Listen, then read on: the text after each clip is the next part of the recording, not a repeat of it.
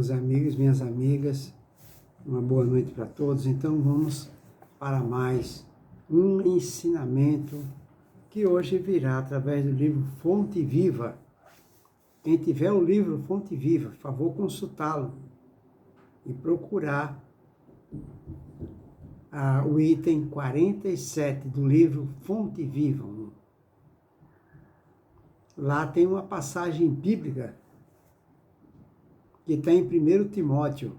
Quem tiver a Bíblia e quiser consultar, está em 1 Timóteo, item 6 do versículo 7. Timóteo, item 6, versículo 7. Essa passagem bíblica, em palavras de Paulo, em Timóteo, nos diz o seguinte: nada trouxemos para este mundo, e manifesto é que nada podemos levar dele. Tá vendo? Isso quer dizer o quê? Que a gente veio aqui sem nada, chegamos aqui sem nada.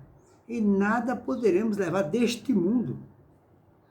Nada material nós podemos levar deste mundo para o nosso verdadeiro local de origem, onde Deus nos criou. É importante salientar que nós não somos da terra, nós estamos da terra, temporariamente, passando por uma experiência humana. Somos espíritos eternos, indestrutíveis, jamais morreremos. Somos filhos de Deus, partícula de Deus. Nosso verdadeiro local de origem é o universo infinito, e foi lá que Deus nos criou. Então, nós estamos na Terra por um breve período de no máximo 100 anos, que não significa nada em termos de tempo, é 1/1000 de segundo em relação ao tempo do universo, a eternidade, passando por uma experiência humana. Por isso nós chegamos aqui sem nada e retornaremos sem nada do plano Terra, das coisas terrenas, de coisas materiais. A única coisa que nós levaremos conosco é todo o bem que a gente fez, ou então todo o bem que a gente não fez. É isso. Em cima disso, que é uma passagem bíblica, se você tem a Bíblia, vai lá, Timóteo, capítulo 6, versículo 7. Lá Paulo de Tarso fala: nada trouxemos para este mundo, e manifesto é que nada podemos levar dele.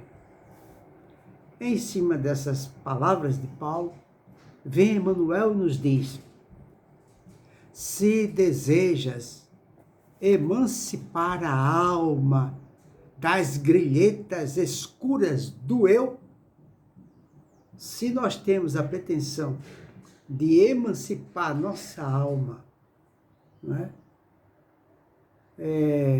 Das grilhetas do eu, libertá-las do nosso eu, do nosso egoísmo, começa o teu curso de autolibertação. Então nós temos que começar a fazer um curso de autolibertação, aprendendo a viver como possuindo tudo e nada tendo. A gente possui tudo, mas nada tem. Vamos aprender a nos libertarmos do nosso eu com todos e sem ninguém. Então nós estamos com todos e sem ninguém. Se chegaste à Terra na condição de um peregrino necessitado de aconchego e socorro, vou repetir, se chegaste à Terra na condição de um peregrino necessitado de aconchego e socorro, e se sabes que te retirarás dela sozinho, resigna-te a viver contigo mesmo, servindo a todos, em favor de teu crescimento espiritual para a imortalidade. Isso quer dizer que nós vivemos com todos, nós vivemos em sociedade, mas o nosso crescimento ele é individual.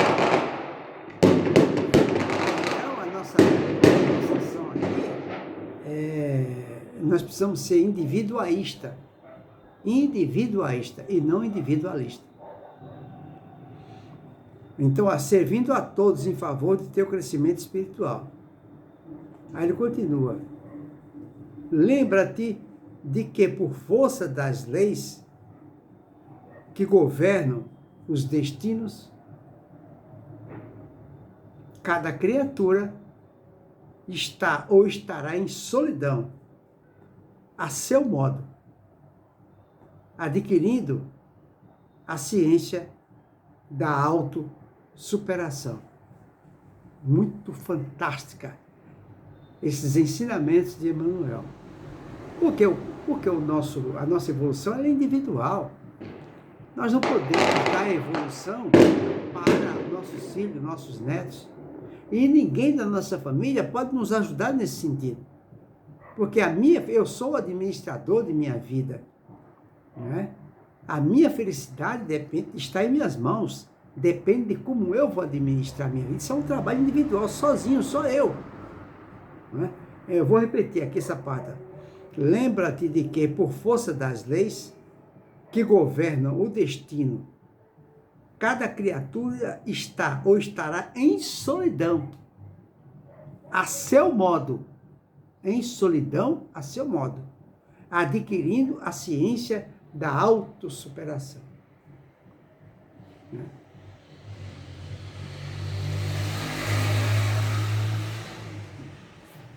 Por isso que Jesus falou que cada pessoa é um mundo.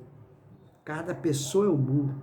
Aí ele continua, consagra-te ao bem, não só pelo bem de ti mesmo, mas, acima de tudo, por amor ao próprio bem. Olha que coisa fantástica. Olha que ensinamento fantástico. Consagra-te ao bem, não só pelo bem de ti mesmo. Então, nós devemos nos consagrar ao bem, mas não só especificamente para o bem de mim mesmo, tá vendo? Mas, acima de tudo, por amor ao próprio bem. Então, nós temos que, além de fazer o bem para nós, outros, nós temos que fazer o bem pelo próprio bem. Ou seja, o bem tem que ser algo natural em nós, tem que ser espontâneo. Porque, independentemente de eu estar fazendo bem para o outro ou para mim, eu tenho que estar sempre pronto, automaticamente, a fazer o bem. Para que eu possa fazer o bem, primeiro eu tenho que me transformar numa pessoa boa. Eu tenho que ser a personificação do bem. Esse é o trabalho. Ou seja, não é só fazer o bem. É o que ele quis dizer aqui. Não é só fazer o bem para mim e para o outro. É ser bom. Na realidade, todos nós estamos na Terra especificamente para sermos bons. Nos transformarmos em pessoas boas. Aí ele continua, realmente grande é aquele que conhece a própria pequenez ante a vida infinita. Olha, eu vou repetir aqui. Realmente grande é aquele que conhece a própria pequenez ante a vida infinita. Como o Chico fazia, eu não passo de um cisco. Eu nada sei. A única coisa que sei é que nada sei, como falou o sábio lá. Tá vendo? Isso sim, demonstrar que é grande, é quando a pessoa se autoqualifica como sendo uma pessoa diminuta, que ainda pode crescer. Aí ele continua, não te imponhas deliberadamente, afugentando a simpatia. Não dispensarás o concurso alheio na execução de tua tarefa.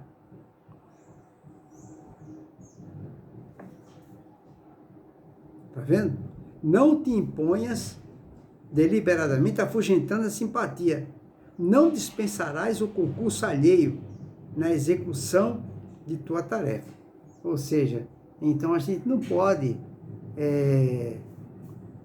dispensar a ajuda dos que nos cercam no caminho do nosso próprio bem, né?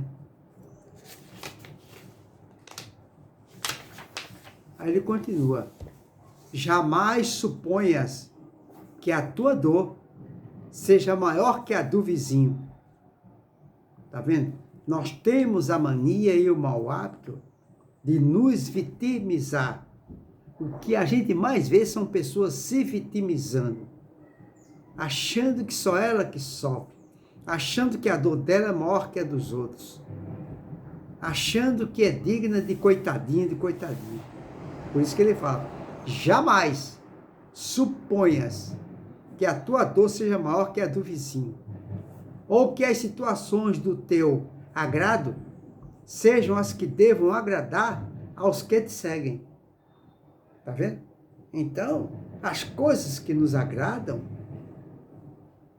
nós não devemos exigir que as coisas que nos agradam, que a gente entende como razão e como certa, não é?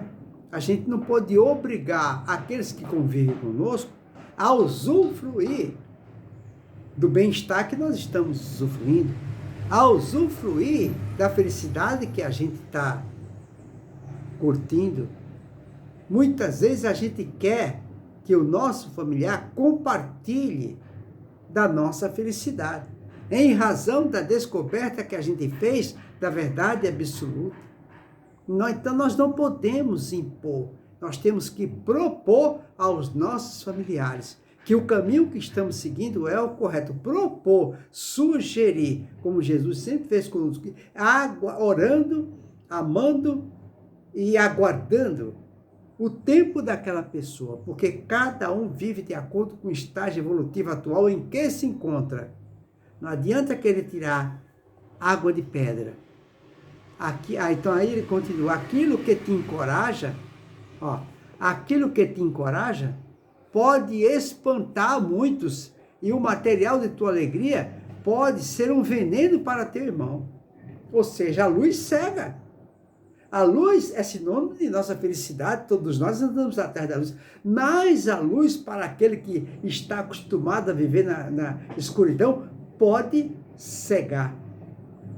É importante ir iluminando aos poucos e aguardar o tempo de cada um, dos nossos filhos, dos nossos pais, dos nossos netos. Cada coisa a seu tempo, sem jamais deixar de ajudar ou de amar, mas sempre, ao invés de impondo, propondo. Essa é assim, ou seja, agindo da mesma forma como Jesus age conosco.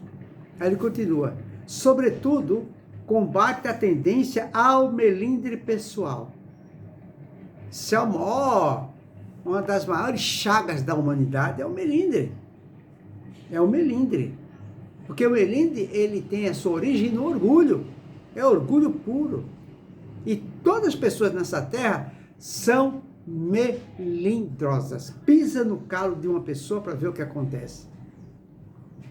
Vou repetir o que ele fala aqui, Sobretudo, combate a tendência ao melindre pessoal com a mesma persistência empregada no serviço de higiene no leito em que repousas. Olha só. Então, da mesma forma que nós temos o hábito de levantar de manhã, forrar a cama, escovar os dentes e trabalhar, nós devemos, com o mesmo empenho, fazer a mesma coisa para nos libertarmos dos nossos melindres, porque essa é uma patologia grave, pior que um câncer, pior que um coronavírus. É o nosso melindre. É por causa dele que existe desigualdade social. É por causa do nosso melindre que existem guerras. É por causa do nosso melindre que existe ódio, feminicídio. Tudo tem sua origem no melindre, que é uma ramificação do orgulho. Ele continua: muita ofensa registra, ou seja, muita ofensa registrada é peso inútil ao coração. Muita ofensa registrada, ou seja, muita ofensa que nós registramos, que não é para registrar. Quando a ofensa vem, ela tem que passar batido. Tem que ricochetear. A ofensa vem, bate aqui e sai. ela não fica impregnada dentro da gente. Porque se ficar impregnada dentro da gente, significa que nós somos melindrosos, que nós estamos de posse de melindre, de orgulho,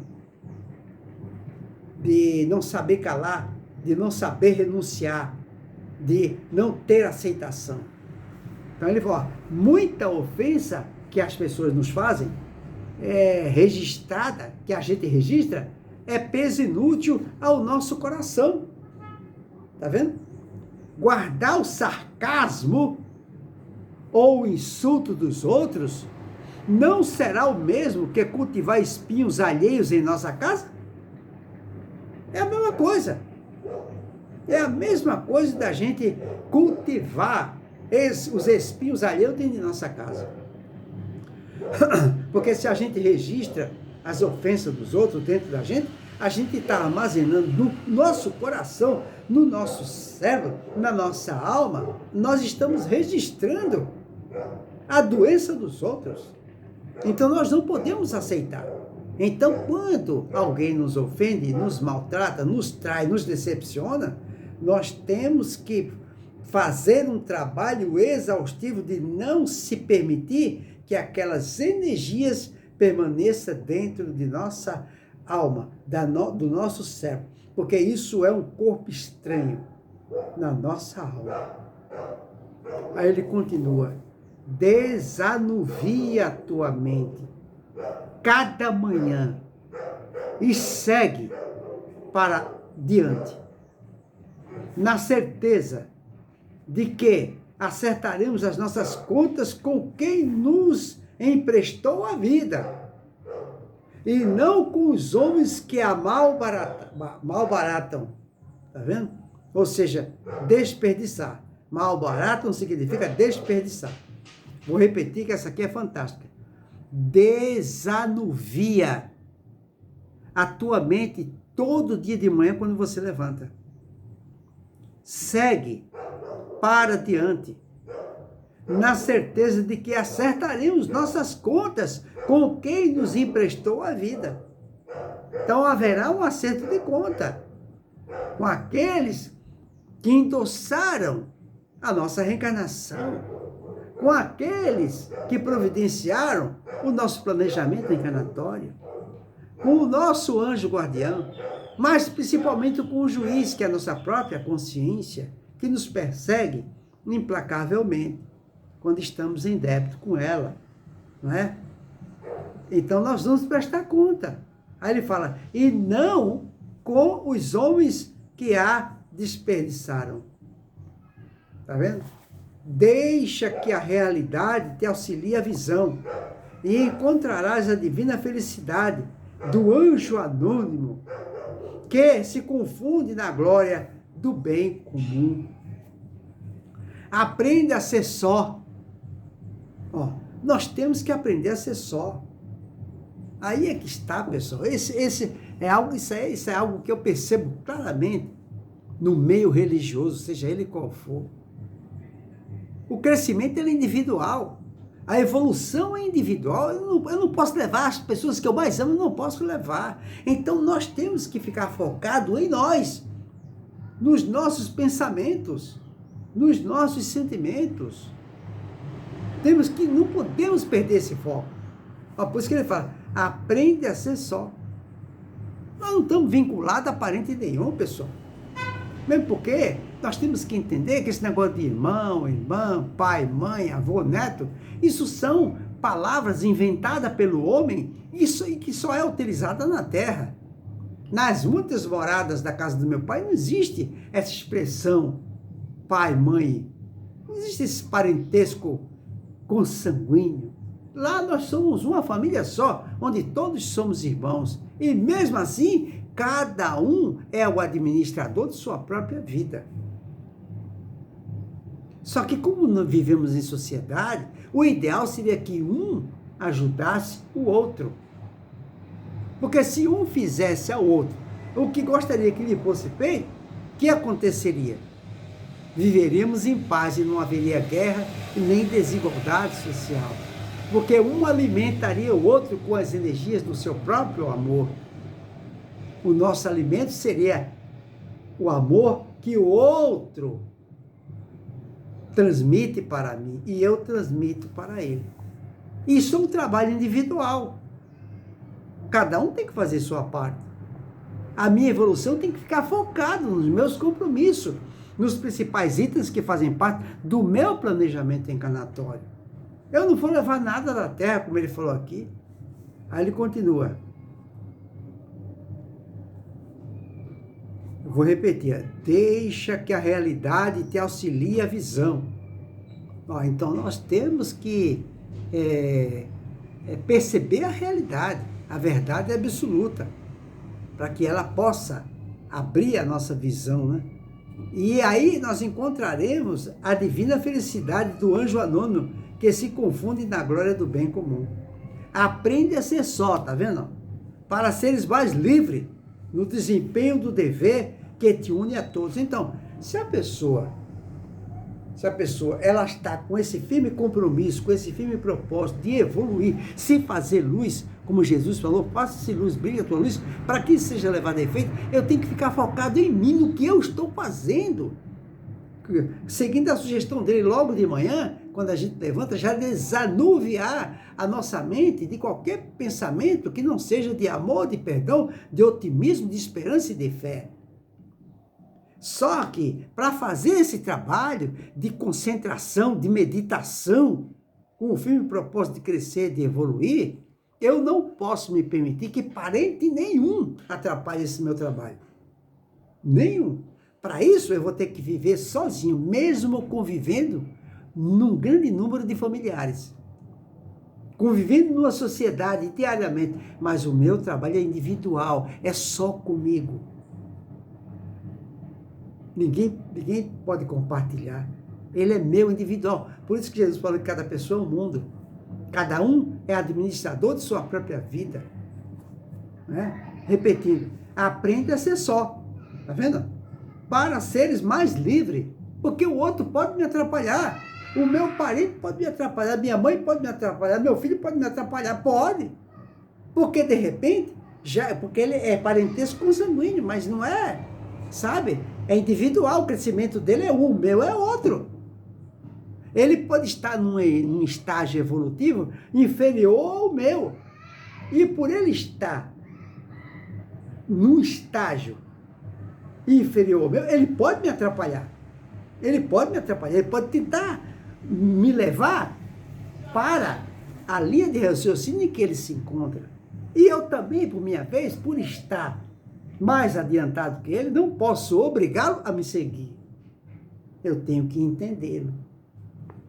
Então o trabalho é só, é individual. Por isso que a gente tem que se afastar da família. E ficar focado, quando a gente se afastar da família, não é se isolar, não é deixar para lá, não. Nós temos que continuar convivendo em sociedade, amando e ajudando todos eles. Mas o nosso trabalho é só meu e meu. É só comigo e com Jesus. É individual. Agora, aquele que estiver no mesmo patamar, nivelado comigo, no mesmo ideal, com a mesma comunhão de pensamento, aí sim, podemos caminhar juntos, até com um grupo. Até com um grupo. Os mesmos almejam o mesmo ideal, então melhor ainda. A união faz a força. Mas geralmente isso não acontece no meio familiar, não.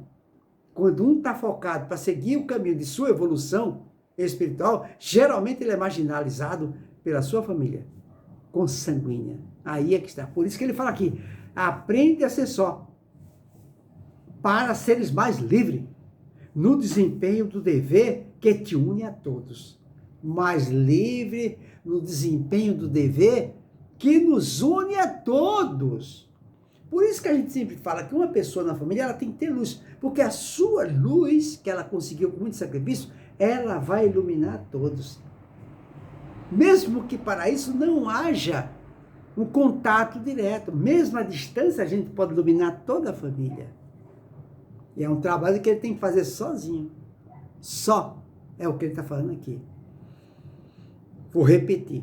Aprenda a ser só para seres mais livres no desempenho do dever que te une a todos, e de pensamento voltado para o amigo celeste que é Jesus, que esposou o caminho estreito da cruz, não nos esqueçamos da advertência de Paulo de Tarso quando nos diz que, com alusão a qualquer patrimônio de ordem material, nada trouxemos para este mundo, e manifesto é que nada podemos levar dele. A única coisa que a gente vai levar deste mundo é esse compromisso que nós temos perante nossa própria consciência, de enquanto viver na Terra, lutar com todas as nossas forças para adquirirmos luz, administrarmos a nossa vida focada, trabalhando especificamente em se fazer luz, através da transigência, complacência, saber calar, renunciar, se resignar, perdoar e se libertar de um câncer terrível que é o melindre. Melindre, que ele falou aqui. Fica aí, portanto, uma lição fantástica para a nossa reflexão. Vamos lutar contra este câncer que está inserido dentro de cada um de nós. Eu creio que na Terra não existe uma única pessoa que não esteja contaminada por esse vírus 1000 vezes pior que o coronavírus, que é melindre. Melindre. Vamos lutar contra esse inimigo que está dentro de nós. Uma boa noite para todos, que Jesus nos abençoe.